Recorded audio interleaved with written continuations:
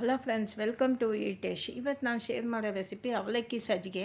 ಅವಲಕ್ಕಿಯಲ್ಲಿ ಸಜ್ಜಿಗೆ ಮಾಡಿದ್ದೀನಿ. ಇನ್ನೇನು ಹಬ್ಬಗಳ ಸೀಸನ್ ಜಾಸ್ತಿ ಆಯಿತು. ಆಷಾಢ ಬಂದ್ರೆ ನಮಗೆ ಹಬ್ಬಗಳ ಸೀಸನ್ನೇ. ಸರಿ, ಇದು ಆಷಾಢ ಶುಕ್ರವಾರ, ಇವತ್ತು ಏನು ಮಾಡೋಣ ಅಂತ ನೋಡಿದೆ.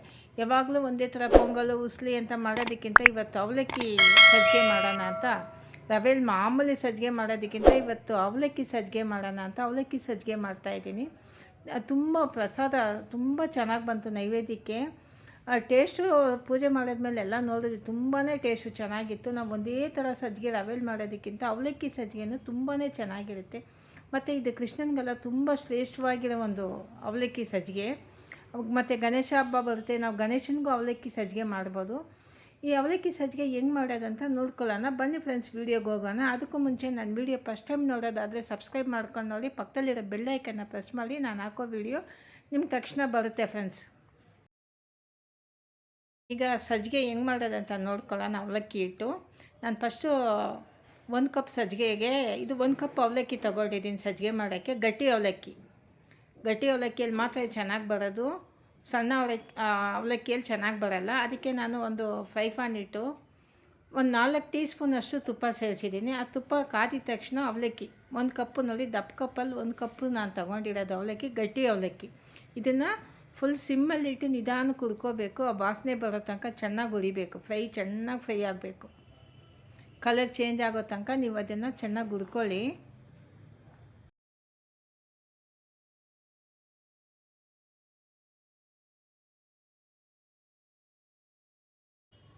ನೋಡಿ ಫ್ರೆಂಡ್ಸ್, ಕಲರ್ ಚೇಂಜ್ ಆಗ್ತಾಯಿದೆ ಈಗ ತಾನೇ ಲೈಟಾಗಿ. ಅದು ತುಪ್ಪ ಹಾಕಿ ಹುರಿದ್ರೆ ಇದು ಟೇಸ್ಟ್ ತುಂಬ ಚೆನ್ನಾಗಿರುತ್ತೆ ಮತ್ತು ಆ ಘಮ ಚೆನ್ನಾಗಿರುತ್ತೆ. ಅದರಿಂದ ನಾನು ತುಪ್ಪ ಸೇರಿಸಿ ಹುರಿತಾ ಇರೋದು. ನಿಮಗೆ ತುಪ್ಪ ಬೇಡ ಅಂದರೆ ನೀವು ಹಂಗೇನು ಹುರ್ಕೋಬೋದು, ಬರೀ ಬಾಣಲೆ ಇಟ್ಟು. ತುಪ್ಪ ಸೇರಿಸಿದ್ರೆ ಪ್ರಸಾದ ತುಂಬ ಚೆನ್ನಾಗಿರುತ್ತೆ. ಆದಷ್ಟು ನೀವು ಸಿಮ್ಮಲ್ಲಿ ಇಟ್ಕೊಂಡೆ ಇದನ್ನು ಹುರ್ಕೋಬೇಕು. ಒಂದು ಸ್ವಲ್ಪ ಲೇಟ್ ಆಗುತ್ತೆ, ನಿಧಾನ ಆದರೂ ಪರವಾಗಿಲ್ಲ, ನಮಗೆ ಪ್ರಸಾದ ಚೆನ್ನಾಗಿ ಬರಬೇಕು. ನೋಡಿ, ಪುರಿ ಥರ ಈಗ ಎಲ್ಲ ಉಬ್ಬಿದೆ, ಹಿಂಗೆ ಹುರಿಬೇಕು. ಕಲರು ಚೇಂಜ್ ಆಯಿತು, ಸ್ಮೆಲ್ಲು ಚೆನ್ನಾಗಿದೆ, ಘಮ ಚೆನ್ನಾಗಿದೆ. ಈಗ ಸ್ಟವ್ ಆಫ್ ಮಾಡಿಬಿಟ್ಟೆ ನಾನು. ಇದನ್ನು ಬೇರೆ ಪಾತ್ರೆಗೆ ಚೇಂಜ್ ಮಾಡ್ಕೊಳ್ಳೋಣ. ಹಂಗೆ ಇಟ್ಟರೆ ಇನ್ನೂ ಸೀದೋಗುತ್ತೆ. ನೋಡಿ, ನಾನು ಬೇರೆ ಪಾತ್ರೆಗೆ ಚೇಂಜ್ ಮಾಡಿ ಅದು ತಣ್ಣಗಾಗಿದೆ. ಇದನ್ನು ಮಿಕ್ಸಿಗೆ ಹಾಕಿ ರವೆ ಮಾಡ್ಕೊಳ್ಳೋಣ. ಇದನ್ನು ಹಂಗೆ ಮಾಡಿದ್ರೆ ಅನ್ನ ತಿಂದಂಗೆ ಇರುತ್ತೆ. ಅದರಿಂದ ನೀವು ಮಾಮೂಲಿ ರವೆ ಹೆಂಗಿರುತ್ತೋ ಅಷ್ಟು ಮಟ್ಟಕ್ಕೆ ನೀವು ರವೆ ಮಾಡ್ಕೊಳ್ಳಿ, ಚೆನ್ನಾಗಿರುತ್ತೆ.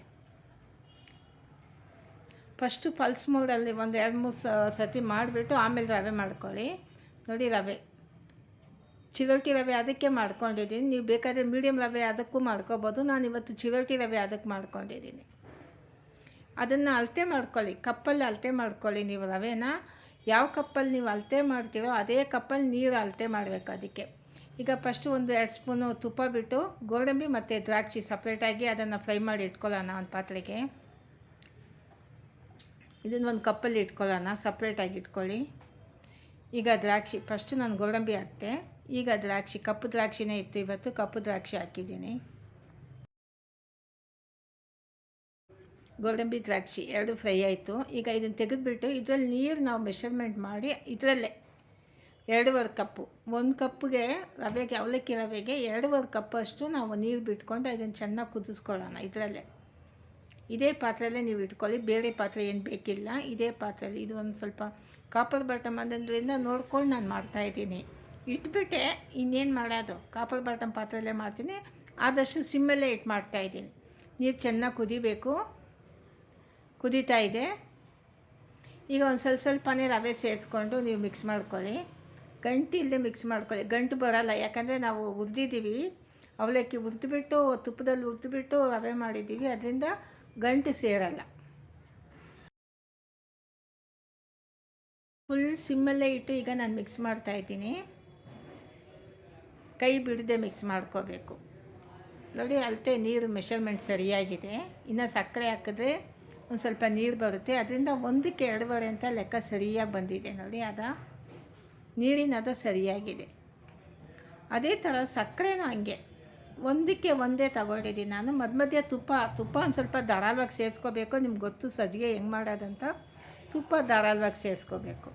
ನಾನು 1 ಕಪ್ ತುಪ್ಪಕ್ಕೆ, 1 ಕಪ್ ಅವಲಕ್ಕಿಗೆ 1 ಕಪ್ಪು ಮೆಷರ್ಮೆಂಟ್ ಮಾಡಿನೇ ಈ ಪಾತ್ರೆಗೆ ಹಾಕಿಟ್ಟಿದ್ದೀನಿ. ತುಪ್ಪ 1 ಕಪ್ಪಿಗೆ 1 ಕಪ್ಪು ಸಕ್ಕರೆನೂ ಅಷ್ಟೇ, 1 ಕಪ್ಪಿಗೆ 1 ಕಪ್ಪು ತುಪ್ಪ, 1 ಕಪ್ಪು ಸಕ್ಕರೆ, 1 ಕಪ್ಪು ಅವಲಕ್ಕಿ 1 ಕಪ್ಪು, 3 ಸರಿಯಾದ ಪ್ರಮಾಣದಲ್ಲಿ ಅದೇ ಅಳತೆಯಲ್ಲಿ ತಗೊಂಡಿದ್ದೀನಿ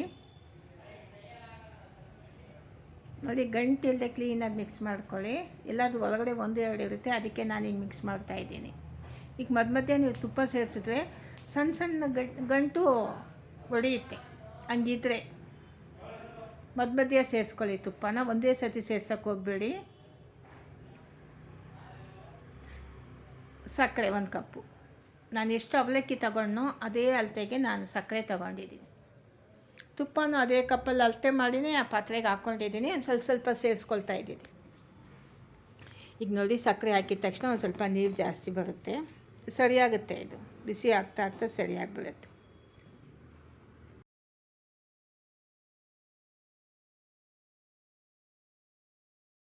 ನೋಡಿ, ಇವಾಗ ಒಂದು ಸ್ವಲ್ಪ ಗಟ್ಟಿ ಬಂದಿದೆ.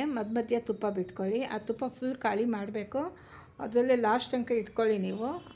ನಾವು ಸ್ಟವ್ ಆಫ್ ಮಾಡಿದ್ಮೇಲೆ ಒಂದು ಸ್ವಲ್ಪ ತುಪ್ಪ ಸೇರಿಸಿನೇ ಇಳಿಸೋದು, ಅದರಿಂದ ತುಪ್ಪ ಇಟ್ಕೊಳ್ಳಿ. ಒಂದು ಸ್ವಲ್ಪನೇ ಸೇರಿಸ್ಕೊಳ್ಳಿ, ಮಿಕ್ಕಿದ್ರೆ ಲಾಸ್ಟಲ್ಲಿ ಎಲ್ಲ ಸೇರಿಸ್ಕೊಳ್ಳೋಣ.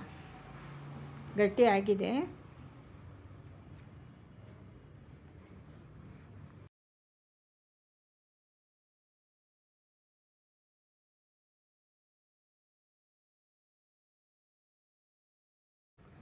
ನೋಡಿ, ಕ್ಲೀನಾಗಿ ರೆಡಿ ಆಗ್ತಾಯಿದೆ. ಈಗ ಆದಷ್ಟು ರೆಡಿ ಆಗೋಯಿತು. ಇನ್ನೊಂದು 2-3 ನಿಮಿಷಕ್ಕೆಲ್ಲ ಸಜ್ಜಿಗೆ, ಅವಲಕ್ಕಿ ಸಜ್ಜಿಗೆ ಚೆನ್ನಾಗಿ ರೆಡಿ ಆಗುತ್ತೆ.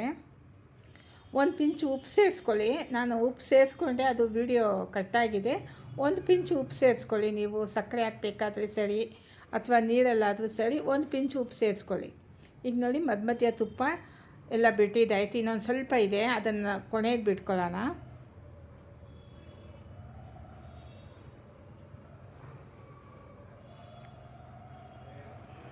ಚೆನ್ನಾಗಿ ಮಿಕ್ಸ್ ಮಾಡ್ಕೊಳ್ಳಿ. ತುಪ್ಪ ಎಲ್ಲ ಕಡೆಯೂ ಬೆಳಿಬೇಕು.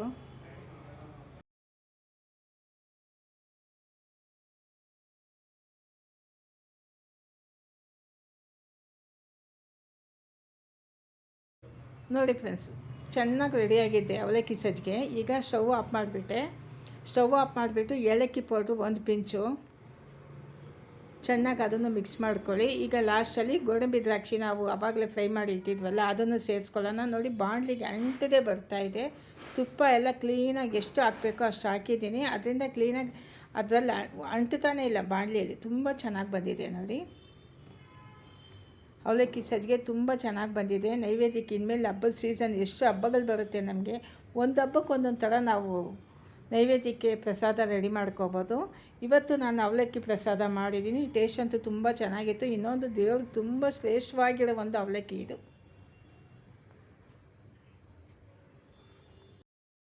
ಫ್ರೆಂಡ್ಸ್, ಈ ಅವಲಕ್ಕಿ ಪ್ರಸಾದ ತುಂಬ ಚೆನ್ನಾಗಿ ಬಂದಿದೆ. ನಿಮಗೆ ವಿಡಿಯೋ ಇಷ್ಟ ಆದರೆ ಶೇರ್ ಮಾಡಿ, ಲೈಕ್ ಮಾಡಿ, ಸಬ್ಸ್ಕ್ರೈಬ್ ಮಾಡಿ ಫ್ರೆಂಡ್ಸ್. ನಾನು ಒಳ್ಳೊಳ್ಳೆ ವಿಡಿಯೋ ಕೊಡ್ತಾ ಇರ್ತೀನಿ. ಮುಂದಿನ ವಿಡಿಯೋದಲ್ಲಿ ನೋಡೋಣ.